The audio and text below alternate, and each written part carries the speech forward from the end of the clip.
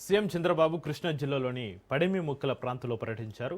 పేదల సేవలు కార్యక్రమంలో పాల్గొన్నారు. పెన్షన్ల పంపిణీ భారంగా కాకుండా బాధ్యతగా భావిస్తున్నామని సీఎం తెలిపారు. ఏపీకి పూర్వ వైభవం తీసుకురావాలని తాము హామీ ఇచ్చామని, ప్రజల సంతోషం చూసి తన కష్టాన్ని కూడా మర్చిపోతున్నానని సీఎం అన్నారు.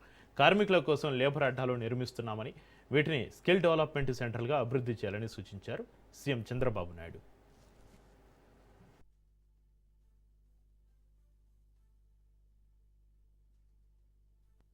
అవతలున్న పార్టీ, ఆ పార్టీని ఏమనాలో నాకు తెలియదు. కోడికత్తి పార్టీ, గొడ్డలి, వైసీపీ కాదు గొడ్డలి పార్టీ మా తమ్ముడు చెప్తున్నారు. కానీ మీరందరూ ఒకటి గుర్తుపెట్టుకోవాల్సిన అవసరం ఉంది.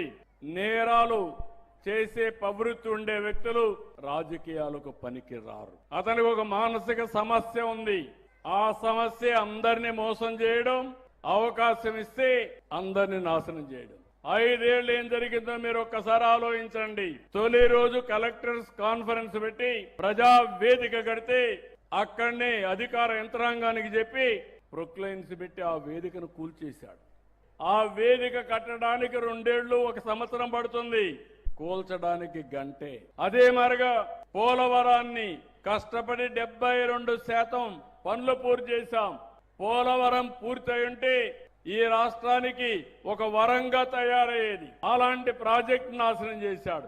అమరావతి ప్రాజెక్టును మీరు గుర్తుపెట్టుకోవాలి. అలాంటి అమరావతిని ఎడారని, శ్మశానమని మొత్తం నాశనం చేసే పరిస్థితికి వచ్చారు. ఇవి చూసినప్పుడు నాకు చాలా బాధేస్తుంది. మేడే అంటే గుర్తొస్తుంది, శ్రమ దోపిడీ జరగకూడదని. ఈరోజు నందమూరి తారక రామారావు గారికి జన్మ ఇచ్చిన స్థలం ఈ స్థలమే, ఈ ప్రాంతమే. తెలుగుదేశం పార్టీలో చక్రం పెట్టాడు, నాగలి పెట్టాడు. పేదవాళ్ల కోసం ఆ రోజే గుడిసె కూడా పెట్టి, ఇల్లు పెట్టి ఎంబ్లమ్నే డిసైడ్ చేశారు. దేశంలో ఉండే కష్టజీవులందరికీ మనస్ఫూర్తిగా మేడే శుభాకాంక్షలు తెలియజేస్తున్నా. 2721 కోట్లు మీకోసం రెడీగా పెడితే తప్ప ఆ రోజు మొదటి తారీఖు గడవదు. ఆ విషయం మీరు గుర్తుపెట్టుకోవాల్సిన అవసరం ఉంది. కష్టాలున్నాయి, దేశంలో ఎక్కడా లేదు. సంవత్సరానికి 33,000 కోట్ల రూపాయలు ఖర్చు పెట్టి ఏకైక ప్రభుత్వం భారతదేశంలో.